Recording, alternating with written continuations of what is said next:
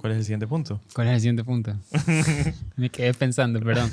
Es que es súper interesante esto de como que de lo que estamos hablando, más allá de recursos humanos, como que tener la capacidad de poder identificar ese talento innato o ese potencial de tal vez ahorita no eres el mejor, pero yo creo que Con experiencia y con el trabajo. la debida guía y la experiencia que vayas ganando en el trabajo, como puedes llegar a ser un man top.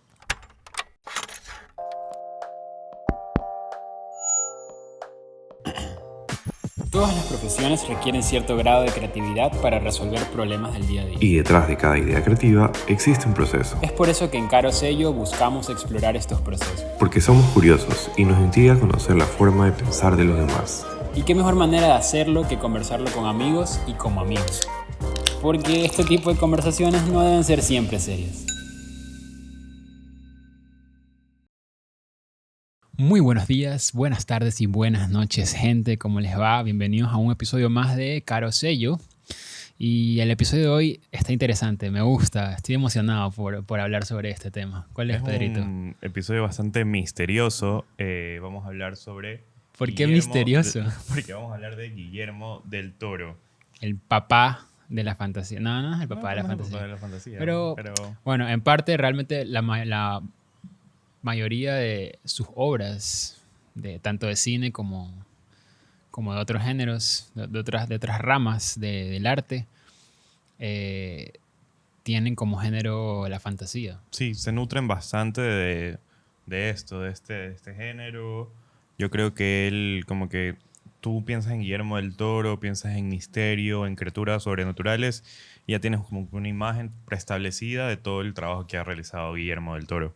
El tipo tiene una fascinación muy, muy grande por todo lo que son criaturas fantásticas, mitológicas, monstruos. De hecho, en una entrevista que le hicieron en una universidad de España, no recuerdo bien exactamente cómo se llama la universidad, pero mencionaba justamente esto que estamos hablando ahorita.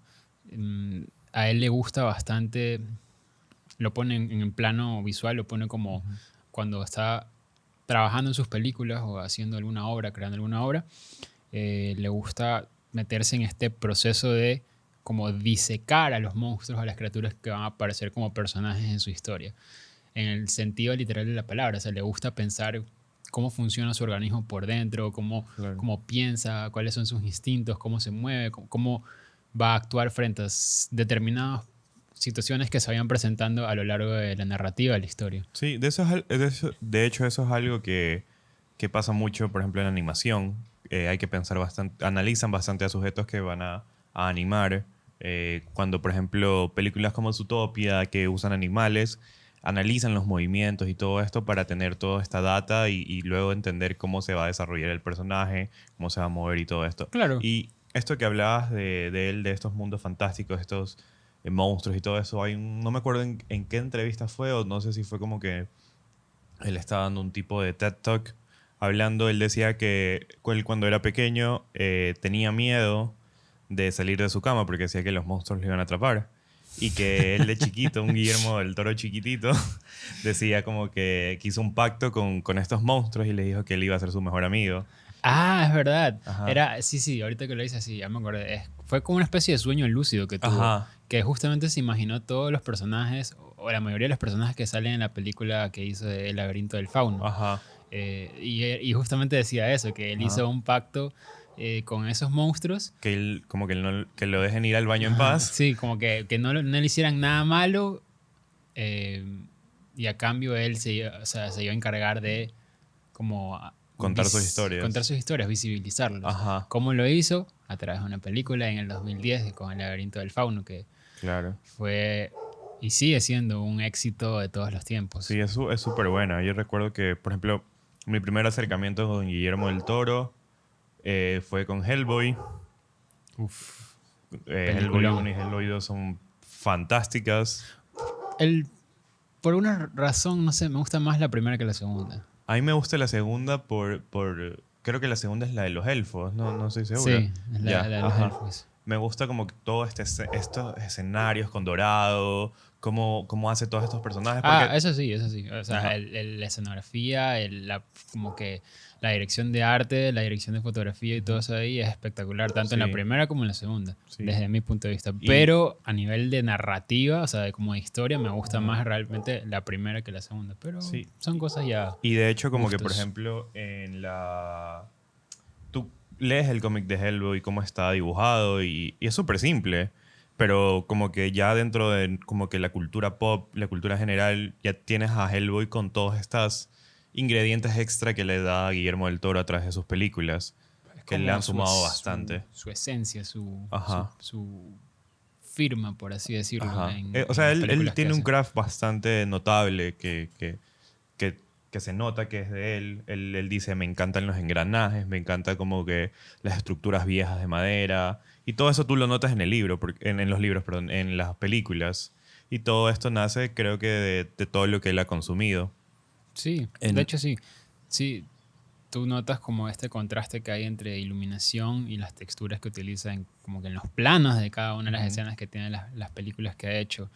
El tema de los engranajes, ahorita que lo dijiste, de hecho se puede evidenciar muchísimo en Pacific Rim, Uf. que es una gran Si película. vamos a hablar de Pacific Rim, tengo que hablar de que una de sus mayores inspiraciones para Pacific Rim es obviamente Evangelion. ¿En Obviamente, serio? obvio, porque No son... sabía. Ajá, sí. Él dijo que como que de chiquito consumía bastante Astro Boy y muchos otros animes. Y Pacific Rim Ujú. es un mecha, es una película mecha. ¿Por qué te ríes? El contexto de la palabra mecha como que aquí en contexto Ecuador. Ah, Ya, pero bueno, ¿a qué te refieres con de mecánico? no voy a decirlo. Ya, bueno. No, Ah, no, no, o sea, me refiero ahorita de hablando de... robots gigantes. Ok. Ajá, que es un género que se dio bastante en los 90 en el manga y en la animación japonesa. Evangelion es uno de los mayores exponentes de mecha y los individuos que se trepan a los Jaegers, que son los de Pacific Rim, y en Ujú, los robots de Evangelion, ujú. se conectan mentalmente con estos robots. Y se nota que hay unos monstruos gigantes, y Los también kaijus. unos kaijus, Sí. y en Eh, eh, Evangelion tienes los es ángeles. muy... Entonces se nota que tiene esa inspiración. Y te das cuenta que él tanto puede leer como un libro de terror de la época victoriana, o puede leer a H.P. Lovecraft, o como puede ver un manga de Evangelion. Sí, el tipo realmente tiene... eh, él lo llama su catálogo visual, su catálogo de imágenes. Ujú, Es un catálogo mental, ujú, realmente, que lo alimenta a través de todas estas referencias, todo este contenido que consume de distintas partes, o sea, de distintas ramas del arte. O sea, man ve películas, ve series de televisión, lee, o sea, literatura por todos lados, fotografía, pintura, artes plásticas, todo eso, todo lo que él consume como contenido, lo utiliza más adelante o le sirve para utilizarlo más adelante como referentes visuales o para ideas o para narrativas en sí de alguna película que el man quiera hacer. Entonces eso me parece genial realmente porque es un tipo que está constantemente alimentando ese catálogo de imágenes como él lo llama y haciéndolo crecer y pensando en historias todo el tiempo, creando ideas todo el tiempo, todo el tiempo, todo el sí, tiempo. él ahorita que dices lo de como el libros y todo esto, él decía que él vivía en una familia normal, clase media, pero su papá un día se ganó la lotería y que lo primero que hizo su papá fue que vio que los hombres como adinerados o como que en un estatus social un poco más alto siempre tenían una biblioteca y que el papá de él mandó a hacer una biblioteca en su casa, que el papá nunca consumió ninguno de los libros, pero él se los comió toditos, se comió toditos los Ujú. libros posibles y creo que de ahí parte toda esta riqueza. Y eh, también su fascinación por el ajá, mundo fantástico, ¿no? También, ajá. ajá. Y él realmente, a ver, su proceso creativo es muy interesante. Ujú, Empieza desde el punto de la observación. O sea, el tipo observa, es muy atento, muy observador con las cosas que suceden a su alrededor, con las situaciones que suceden a su alrededor, con pequeños detalles, como por ejemplo cuando una persona está esperando a que cambie el semáforo para poder cruzar, el man en su cabeza está maquinando microhistorias como, ok, ¿cuáles serían los antecedentes de esta persona? ¿Hacia dónde va? ¿Qué va a hacer? ¿Cuál es su objetivo? Entonces ahí es cuando empieza a tener todas estas ideas y así es como han surgido y van surgiendo muchos de los proyectos en los que él ha trabajado. O sea, parte siempre desde la observación de las cosas cotidianas que suceden a su alrededor en el día a día, por así decirlo. Ajá, y él dice que todos somos como, tenemos esta narrativa cuando comenzamos a también crear historias dando como excusas, diciendo, chuta, llegué tarde porque se me dañó el carro y me pasó esto. Entonces sigues esta narrativa, vas creando historias. Ajá, y es y que como, ¿por qué se me dañó el carro? Ajá, y ¿Por es qué como llegué que tarde? ahí sacas Ajá. ese, él lo que dice es que hay un niño interno en todos nosotros, que es el que crea todas estas historias, que tiene toda esta imaginación para dar estas excusas, para crear estas historias que no están pasando de verdad, pero como que en el momento te toca crearlas y es cuando aparece este niño interno que juega. Juega con las historias, juega Ajá. con la narrativa. Sí. Entonces, ese es como, digamos, el primer paso en su proceso creativo. Observar, estar atento, pues prestar atención a lo que sucede a su alrededor. Ver estas situaciones, ver estos momentos de la vida, de la realidad, del día a día y, como tú dices, utilizar ese niño interior para empezar a crear historias. Así sea historias cortitas, o sea, nada elaborado, pero ya es un inicio, ya es un Ujú. punto de partida para crear algo mucho más grande. De ahí, en base a lo que él observa, en base a lo que toda esta información que va recolectando de las cosas que suceden a su alrededor, es cuando entra en juego también su catálogo de imágenes, que era lo que hablábamos hace un ratito, y que dice, ok, recuerdo haber visto en esta fotografía cierto elemento que creo que me podría servir para, para esta historia en particular, como que para este momento de la historia en particular. O recuerdo que también vi una película de X historia que creo que la idea general de cómo se cuenta la historia me podría servir para contar la historia que ahorita en este momento estoy creando. Claro. Y así va como que agarrando pequeñas cosas, pequeños referentes visuales, pequeñas ideas de su catálogo de imágenes, de su catálogo de ideas, y va poco a poco creando algo más grande y más grande y más grande. Entonces, una vez que ya tiene como algo más establecido, más formal, no más formal, pero digamos, más elaborado, es cuando ya empieza lo que yo llamo la segunda parte de su proceso creativo, que es la selección y análisis, en el sentido de que, a ver, el tipo tiene un talento innato para poder ver como el potencial de las habilidades o las destrezas que puede tener una persona. Entonces, para él es muy importante al momento de trabajar en un proyecto, más que nada en el ámbito del cine, seleccionar a las personas adecuadas, seleccionar a las personas correctas y que se alineen bastante a su visión de cómo quiere trabajar este proyecto o esta idea o esta película en la que se va a meter de cabeza. Entonces, él considera que saber escoger el equipo de trabajo es esencial para poder como darle vida a la visión que tiene de la idea que estaba trabajando. Y de hecho en una entrevista, es interesante, se dijo en una entrevista que el mejor no siempre es el más experimentado, haciendo alusión a que tú puedes tener las destrezas más malditas del planeta, ser el mejor en tu área de trabajo, pero eso no necesariamente implica que eres el más experimentado del campo. Entonces, por eso te digo que el man tiene un talento innato para como identificar esas personas que tal vez no son los más experimentados, pero que tienen el potencial y así mismo en viceversa, como que identificar a esas personas que son los más experimentados, pero tal vez no son como que el más top del top de lo que Claro. hacen en su ámbito. Sí, yo creo que eso es valiosísimo. Creo que, por ejemplo, en áreas como la publicidad, que es donde nos desempeñamos, a veces como que, por ejemplo, a mí me pasa que a mí me escogen para un trabajo, por ejemplo, en el trabajo que estoy ahorita, y yo no había tocado nada de publicidad como en 2 años, 3 años, y era nuevo y me costaba, pero la persona que me escogió creo que supo ver como que había un cierto potencial en mí que podía explotar, y creo que ahora, hoy en día, como que ya lo estoy demostrando, y eso pasa en todos lados, o sea, y poder tener a alguien de esa manera es algo valiosísimo, porque te ayuda también a tú adquirir esa misma habilidad, como que saber ser un cazatalentos, como quien dice. Por eso las personas de recursos humanos son muy valiosísimas. importantes.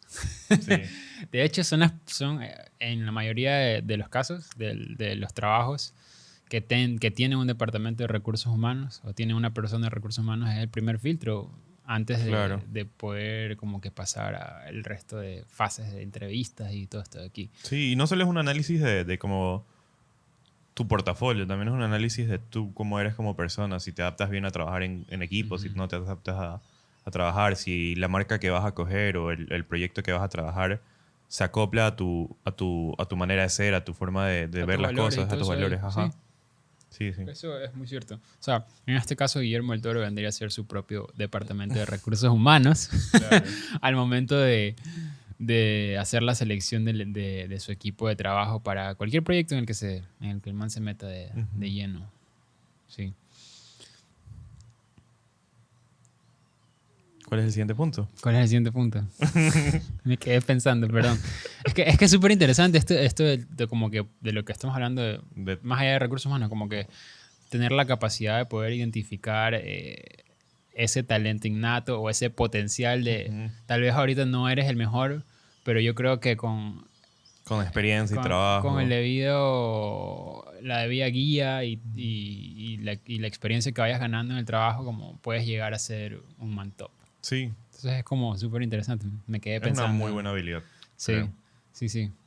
Es un talento. Pero de eso también como que parte también esta idea de consumir.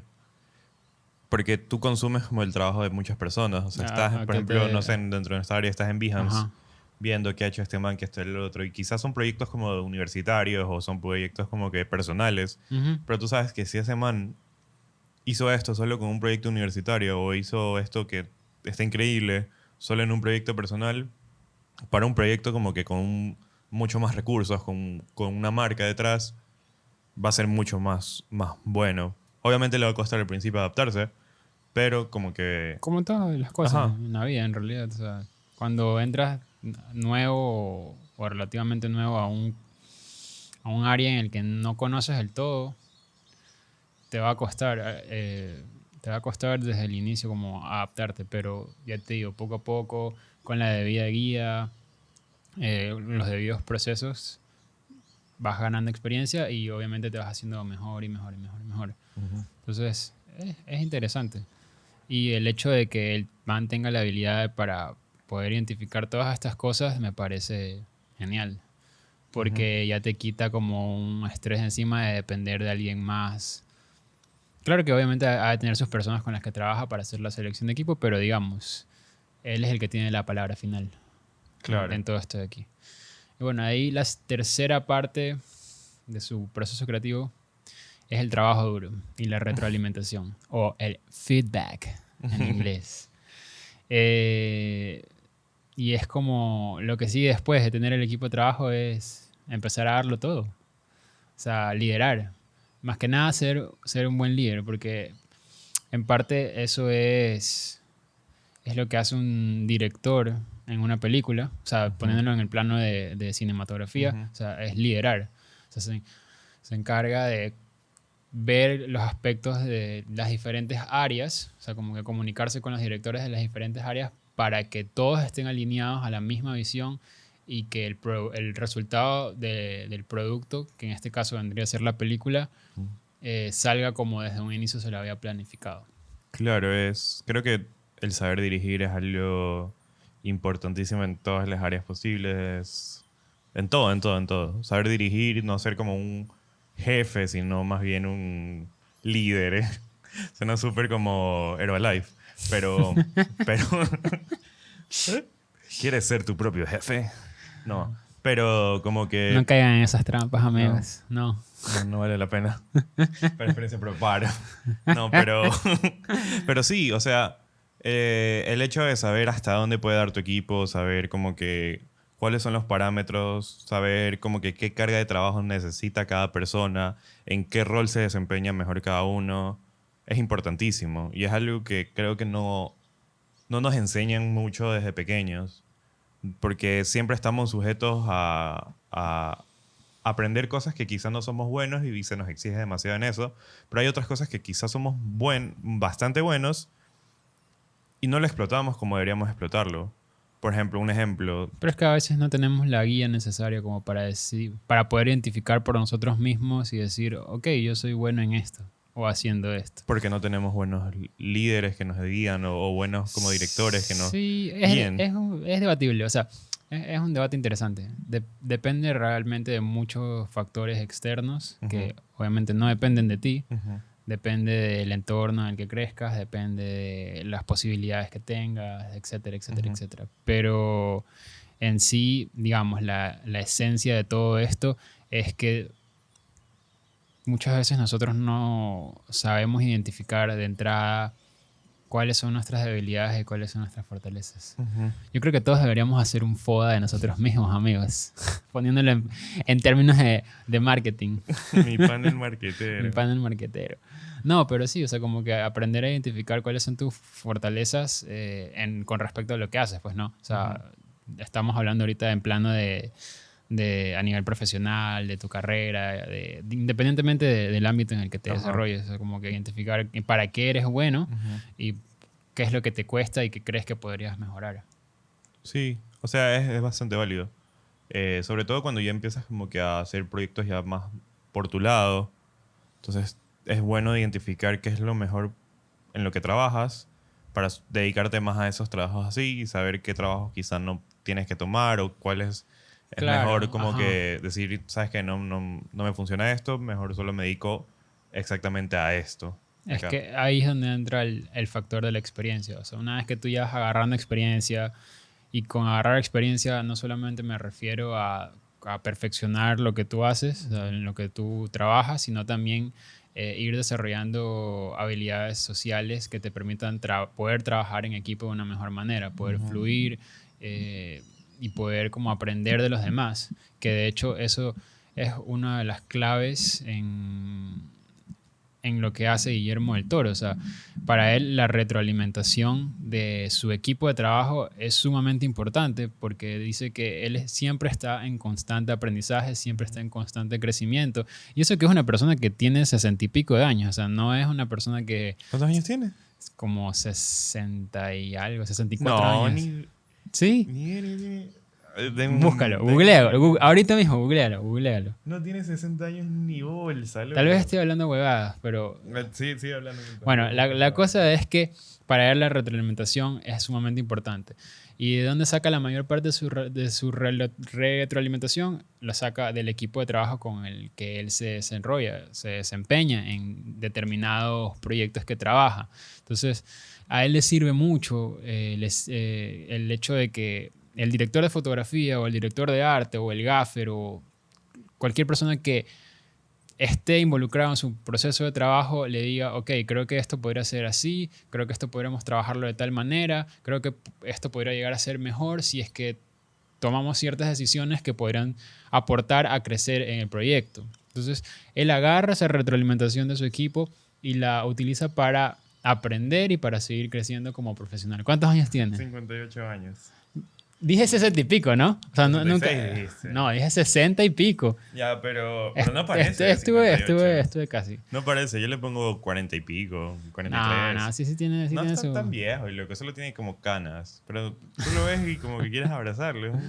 Sí, es apapachable. Ajá, es Guillermo del Totoro. Guillermo del Totoro, sí. Pero se parece a un Totoro. Alguna actriz creo que una vez le dijo que parecía un Totoro.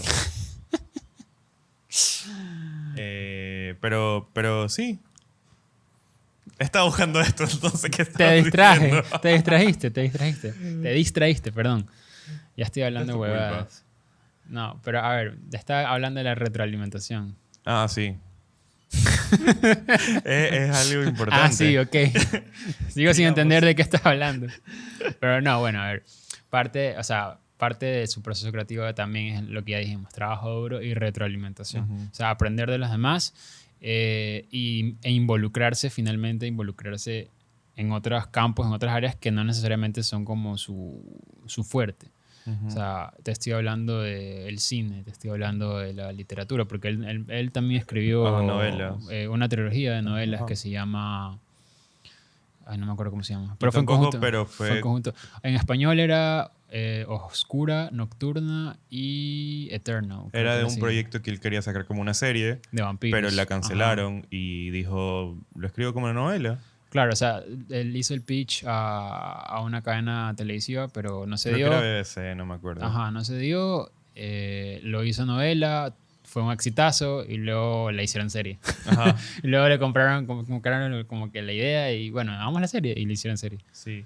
También él se involucró con Hideo Kojima, Ah, en el tema de los videojuegos, la grande verdad. Hideo Kojima, Sí.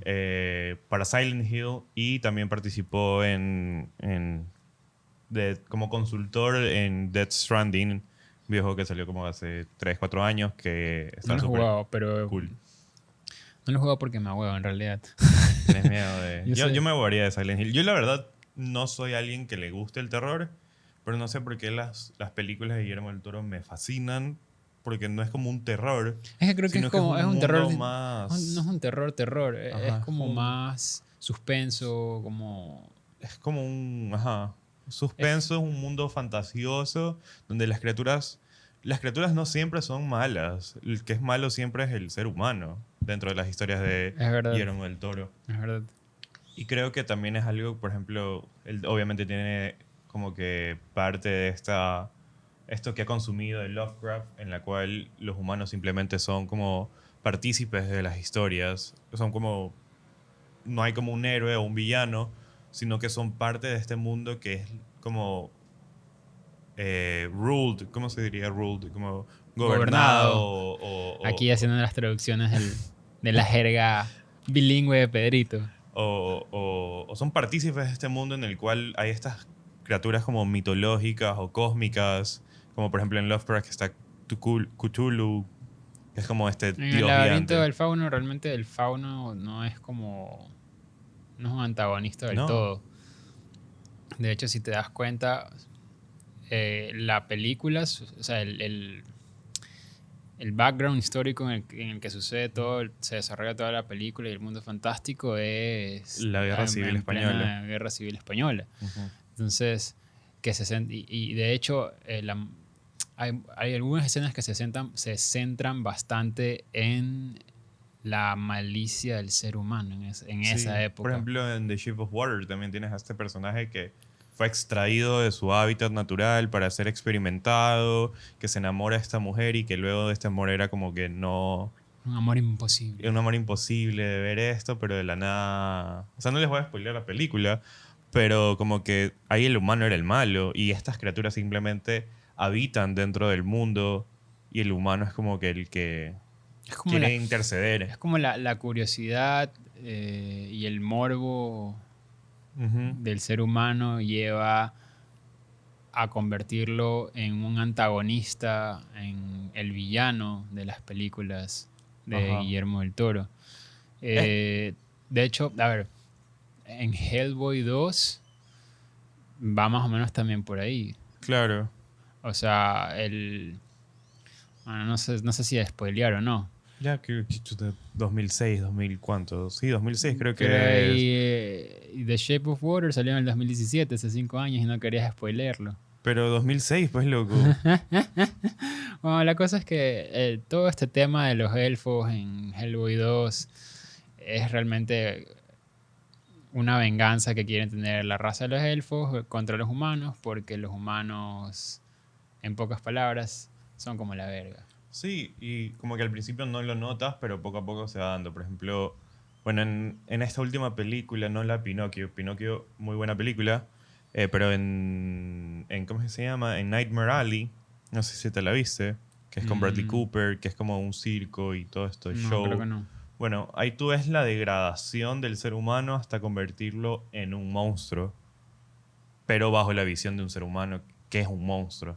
Entonces Ok. no es muy buena la película, pero creo que ese concepto que tiene la película como que general es algo que lo comparten todas las películas de Guillermo del Toro y es bastante bueno. Y bueno, para ya concluir todo esto, yo creo que consumir Guillermo del Toro, consumir cualquier cosa que te aporte, es importantísimo. Y creo que esa es la lección de este capítulo. La moraleja. La moraleja de esta fábula. Consuman contenido de muchas plataformas y de muchas áreas, de muchos campos del arte, porque eso solamente los va a llevar a enriquecer su trabajo en el futuro. Nos vemos en un siguiente episodio, amigos. Cuídense, tomen agüita. No se olviden de suscribirse a nuestro canal de YouTube y escucharnos por Spotify y Apple Podcast. ¿Sí, no? Sí, hasta luego. Nos vemos. Gracias. Chao. Cuídense.